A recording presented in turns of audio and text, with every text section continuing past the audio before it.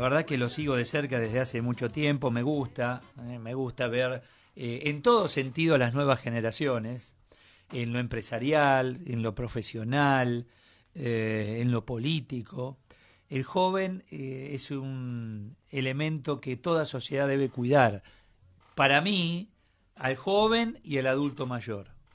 El joven por la fuerza, por la expectativa de vida hacia adelante, por la ilusión, por el empuje, y el adulto mayor por la experiencia de haber pasado por todo eso y hoy te puede por lo menos señalar el camino, después puedes hacer lo que quieras. Me parece que como sociedad le tenemos que dar importancia. Se le da importancia en el caso de la política al joven y al adulto mayor, algunos los usan.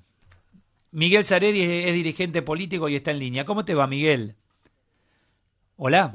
Hola, ¿me escuchás? Ahora sí, perfecto. ¿Qué decís, Miguel? Bien, bien. Digo, qué importante es estar atento a los jóvenes, ¿no? Y más a aquellos que tienen ganas, fuerzas, como para decir, encaro una actividad política partidaria. Claro, y lo hemos hablado alguna vez con vos.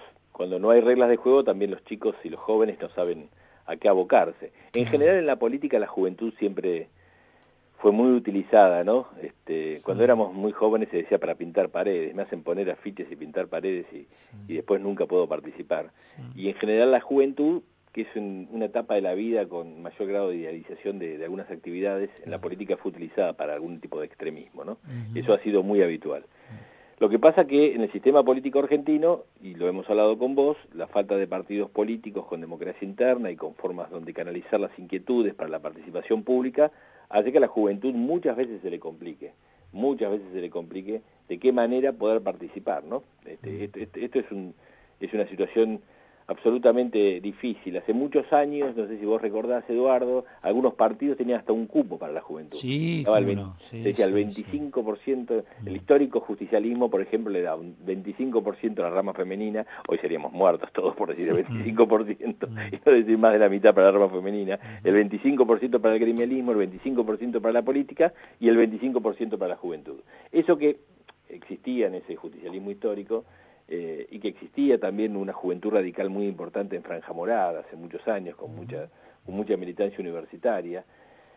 Eso lamentablemente te diría que hoy no tiene canales de participación muy fáciles en la vida pública argentina, sobre todo en las estructuras político-partidarias. Pero en realidad en el mundo, si uno observa el mundo, no está desdibujado el hecho de decir, bueno, ya no solo un líder, ¿no? Sino se trabaja en equipo, las sociedades salen a la calle a pedir y ahí tenés jóvenes y se me ocurre en Francia los chalecos amarillos y eso mismo que se da en Italia ocurrió algo similar. ¿Las sociedades no han cambiado en cuanto a la forma de hacer política? Sí, han cambiado, pero también tienen un sistema básico y base de reglamentación y de participación. Cambian en algunos temas, como decís vos, el caso de los chalecos amarillos, lo que pasó en Inglaterra, cambian los sistemas y los sistemas, en algunos casos de representación, han ganado también algunos extremismos en el tema ideológico partidario, pero no cambia la base, no cambia la estructura jurídico-político-partidaria. Este sistema de representación de partidos sigue siendo bastante acentuado. Está bien porque la estructura de la democracia y de la formación, ¿no? Está bien, claro. Está perfecto. Ahora, yo creo que el vendedor nace vendedor. O sea, yo puedo ir a que me expliquen alguna estrategia de venta, pero el vendedor naturalmente es vendedor, se sienta con quien sea, donde sea, y te vende una computadora, un auto, una casa, publicidad, lo que sea. Nació vendedor. En relación al político, ¿nacés político? ¿Te tiene que gustar y tenerlo ahí en las entrañas para ser un buen político, un buen dirigente? Yo creo que hay que tener mucha vocación. Ahí está. Hay que tener mucha vocación. Para lo público hay que tener mucha vocación. En general hay una etapa importante en la vida que es el secundario, durante el estudio del colegio secundario, en la cual el comienzo del estudio de la historia argentina, en el caso concreto nuestro, a muchos de nosotros nos ha motivado, y a partir de ahí lo vocacional y la etapa universitaria, por supuesto, pero la vocación es muy importante, Eduardo. Si no hay vocación para lo público, es muy difícil que después puedas participar. Y generalmente esa vocación del joven es sana. Como bien planteas vos, es una vocación sana. ¿Qué pasa en la actualidad? Que hoy necesitas competencia, hoy necesitas innovación, tecnología, conocimiento.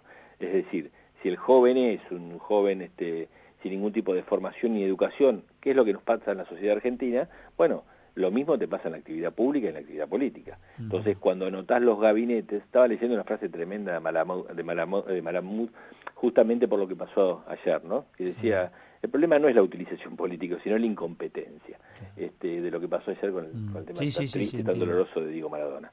Bueno, con el tema de la juventud nos pasa lo mismo.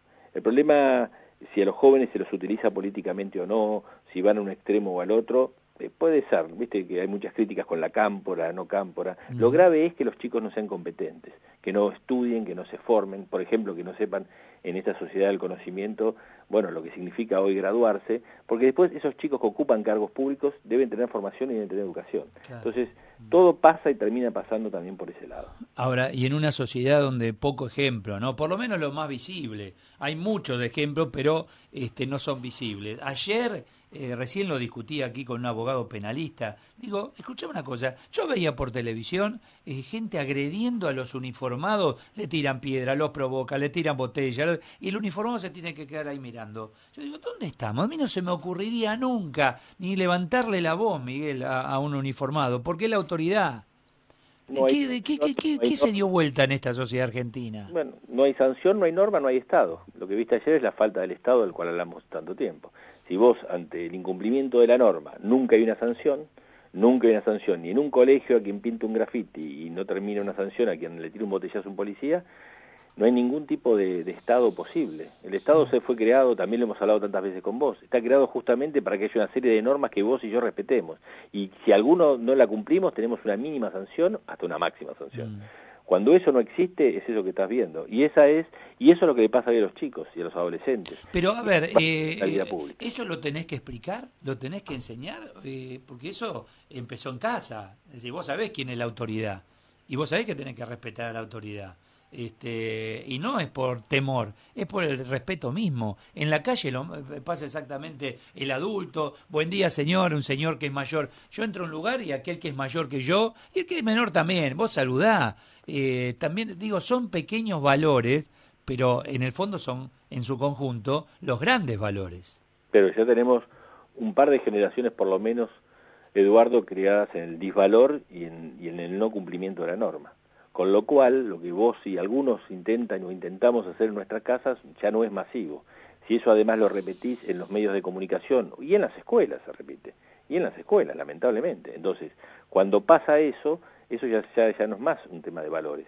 Te diría que en la religión se habla de la conciencia laxa. La conciencia laxa es aquella en la cual vos ni siquiera te das cuenta ante el peor de los crímenes, que eso es realmente una conducta maliciosa, una conducta mala. Se dice que algunos, muy pocos, hombres pueden tener esa conciencia laxa, ¿no? Aquel que no conoce que está cometiendo un crimen aún, aunque sea un crimen horroroso. Es un tipo, en la teología se le llama así. Bueno, esto nos está pasando como sociedad los argentinos muchas veces. Estamos empezando a tener conciencia laxa. Ni siquiera sabemos por dónde está el bien y dónde está el mal. Si no nos pasa a nosotros por nuestra edad o porque tuvimos la suerte de algunos hogares o de alguna educación, le está pasando hoy a cientos de miles de jóvenes argentinos. Fuerte abrazo, Miguel, y gracias. Abrazo grande, buen fin de semana. Igualmente, Miguel Saredi.